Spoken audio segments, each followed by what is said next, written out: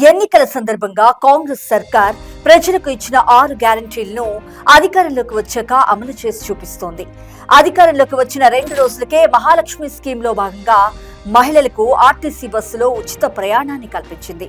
ఇటీవలే మహిళా ప్రయాణికులు 200 కోట్ల ట్రిప్పులు పూర్తి చేసుకోగా ఇందుకు సంబంధించి 6,680 కోట్ల బస్సు ఛార్జీలను ఆర్టీసీకి ప్రభుత్వం చెల్లించింది. మహాలక్ష్మి స్కీమ్ లో భాగంగా 500 రూపాయలకే గ్యాస్ బండను అందజేస్తుంది.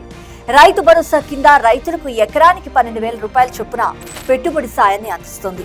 ఇటీవల కేవలం 9 రోజుల్లోనే 9,000 కోట్ల రూపాయలు నేరుగా రైతుల ఖాతాల్లో వేసి రికార్డు సృష్టించింది ప్రజాప్రభుత్వం కాంగ్రెస్ పార్టీ. 20,617 కోట్ల రూపాయలతో 25 లక్షల మంది రైతులకు 2 లక్షల వరకు ఉన్న రుణాలను మొత్తం మాఫీ చేసింది. సన్నవడ్లు పండించిన రైతులకు 500 రూపాయల బోనస్ ఇస్తూ వస్తుంది. గృహజ్యోతి పథకం కింద గృహ వినియోగదారులకు 200 యూనిట్ల వరకు ఉచిత విద్యుత్ను అందజేస్తుంది.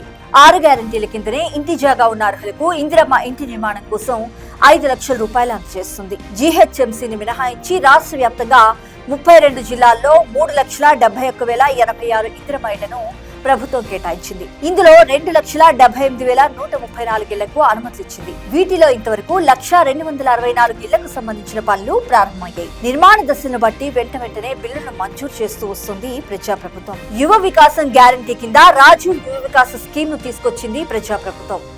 యువత స్వయం ఉపాధి కోసం 50,000 నుంచి 4 లక్షల రూపాయల వరకు సబ్సిడీ కింద రుణం ఇచ్చేందుకు దరఖాస్తులు స్వీకరించింది.